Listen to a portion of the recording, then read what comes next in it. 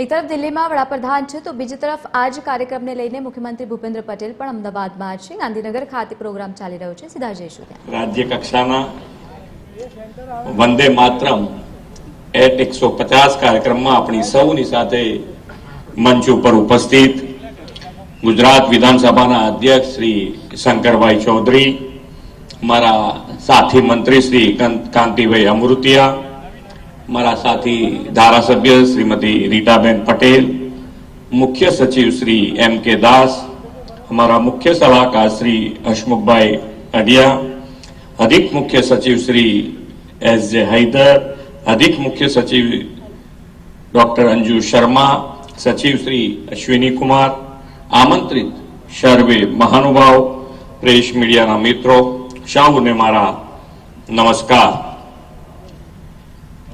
देशभक्तिनो अभूतपूर्व माहौल देशभરમાં જાગ્યો છે.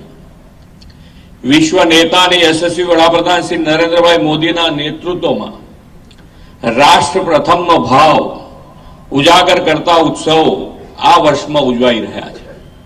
આ વર્ષે સરદાર સાહેબની જન્મ જયંતિનું 150મું વર્ષ, આદિવાસીઓના ભગવાન બિરસા મુંડાજીના જન્મ જયંતિનું પણ 150મું વર્ષ, સુશાસનના પ્રણેતા ભારત રત્ન પૂર્વ વડાપ્રધાન શ્રી અટલ બિહારી વાજપેયીનું શતાબ્દી વર્ષ અને આપણા બંધારણના અંગીકરણનું પણ 75મું વર્ષ આ વર્ષે ઉજાઈ રહ્યું છે. શ્રી મોદી સાહેબના નેતૃત્વ અને દિશા દર્શનમાં એક વર્ષ સુધી આવા સ્મૃતિ સમારોહની ઉજવણી થવાની છે. આવા રાષ્ટ્રીય ચેતનાસભર ઉજવણીમાં આજે વધુ એક ગરિમામય ઉજવણીનો અવસર છે. 1875માં લખાયેલા આપણા વંદે માતરમ ગાનના 150 વર્ષ આજે પૂર્ણ થયા છે.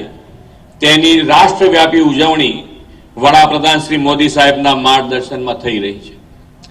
આ ગીત બંકિમચંદ્ર ચટ્ટોપાધ્યાયજી દ્વારા આનંદ મંથ નવલકથામાં પહેલીવાર પ્રકાશિત થયું હતું. પહેલીવાર જ્યારે રવિન્દ્રનાથ ટાગોરે આ ગીત ગાયું ત્યારે દેશના નાગરિકોને એક અદ્ભુત રોમાંચક અનુભવ થયો હતો. વંદે માતરમ માત્ર એક ગીત નથી, એ તો ભારતના આત્માનો નાદ છે. તે રાષ્ટ્ર પ્રેમની એવી પવિત્ર ધ્વનિ છે જે દરેક ભારતીયોના હૃદયમાં અંતર ઉર્જા, શ્રદ્ધા અને સંકલ્પ જગાવે છે.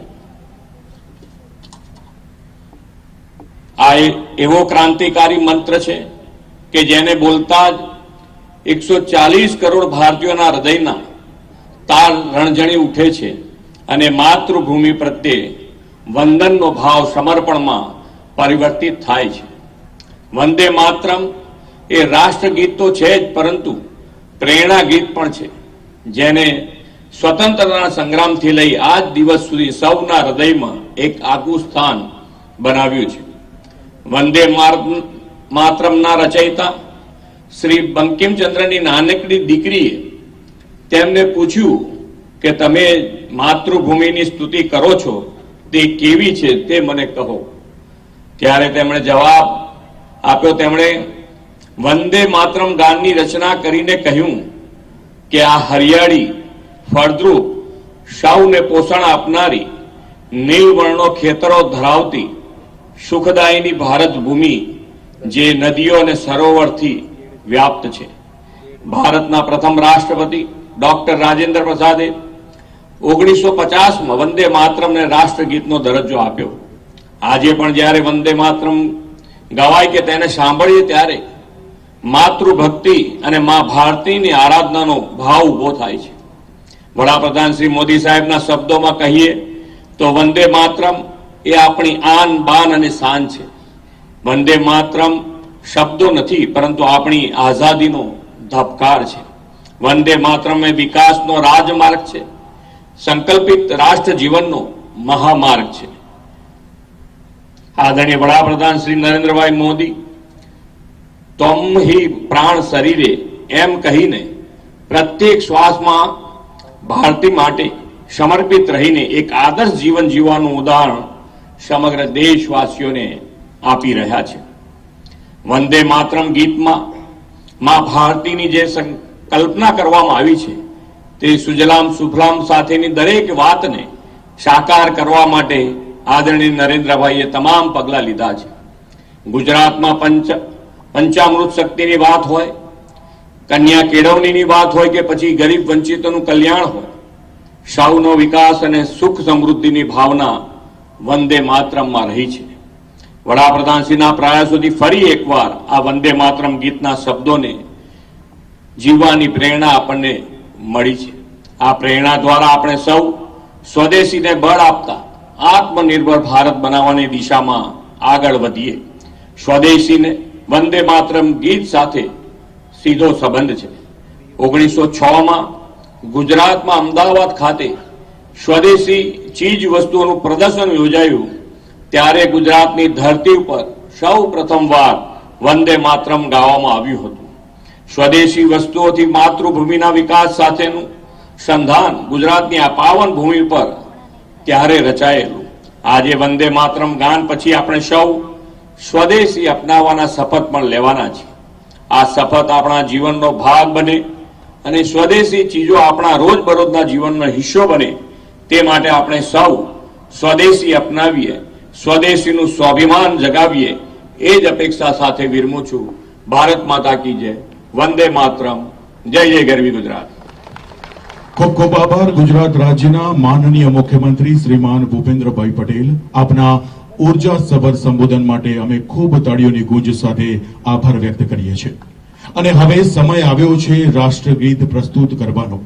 1875માં બંકિમચંદ્ર ચટ્ટોપાધ્યાય રચિત વંદે માતરમ મૂળ સ્વરૂપમાં નવલકથા આનંદ મઠમાં સંસ્કૃત અને બંગાળી ઉચ્ચારણમાં જોવા મળે છે. આજે કલાકારો દ્વારા રાષ્ટ્રગીત પ્રસ્તુત કરવામાં આવી રહ્યું છે. સર્વપ્રથમ સર્વે મહાનુભાવોને વિનંતી કરીશ, ઉભા થઈને સાવધાનની મુદ્રા લેશો.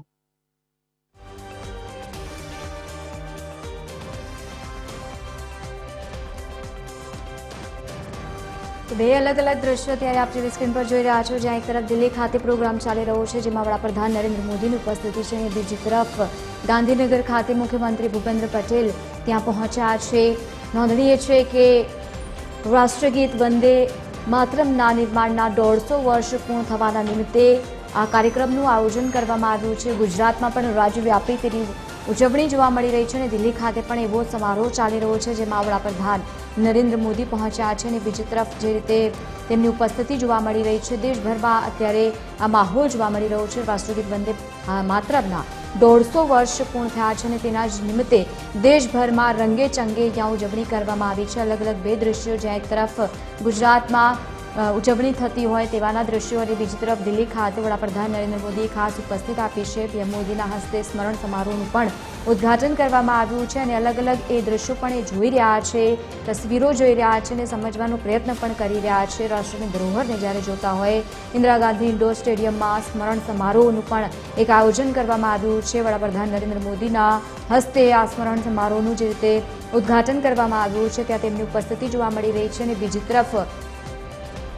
ગાંધીનગર ખાતે પણ આવા જ દ્રશ્યો સામે આવ્યા છે, જ્યાં ગાંધીનગરમાં પણ ખાસ ઉપસ્થિતિ અત્યારે મુખ્યમંત્રી ભૂપેન્દ્ર પટેલની જોવા મળી રહી છે. તેમની સાથે બીજા દિગ્ગજ નેતાઓ પણ ઉપસ્થિત જોવા મળી રહ્યા છે. આજે આ ખાસ કાર્યક્રમનું આયોજન કરવામાં આવ્યું છે. દિલ્હી ખાતે પણ વંદે માતરમને 150 વર્ષ પૂર્ણ થયા અને તેના જ નિમિત્તે આ ખાસ સમારોહનું આયોજન કરવામાં આવ્યું છે. દેશવ્યાપી અત્યારે જો કે ઉજવણી ચાલી રહી છે, ગુજરાતમાં પણ આ રાજ્યવ્યાપી ઉજવણી કરવામાં આવી રહી છે. મુખ્યમંત્રીની અધ્યક્ષતામાં ગાંધીનગર ખાતે વિધાનસભા પરિસર ખાતે આ રાજ્યકક્ષાનો કાર્યક્રમ યોજાયો છે. આ નિમિત્તે સરકારી કચેરીઓનો પણ સમય આજે બદલવામાં આવ્યો છે અને બીજી તરફ જે ત્યાં રાજ્યવ્યાપી ઉજવણી જોવા મળી રહી છે, મુખ્ય આ કાર્યક્રમ યોજવામાં આવ્યો છે. વંદે માતરમનું સમૂહ ગાન પણ અત્યારે અહીંયા કરવામાં આવી રહ્યું છે અને ત્યારબાદ મુખ્યમંત્રી સ્વદેશી અપનાવવાના શપથ પણ લેવડાવવાના છે. છેલ્લા ઘણા સમયથી વડાપ્રધાન નરેન્દ્ર મોદી સ્વદેશી વસ્તુઓ પર ખાસ કરીને વધારે ધ્યાન આપતા જોવા મળી રહ્યા છે અને લોકોને પણ સતત અપીલ કરવામાં આવી રહી છે કે સ્વદેશી વસ્તુઓ અપનાવો અને તેના જ નિમિત્તે આજે મુખ્યમંત્રી ભૂપેન્દ્ર પટેલ પણ તમામ લોકોને શપથ લેવડાવશે કે તે લોકો સ્વદેશી વસ્તુઓ ખાસ કરીને અપનાવે.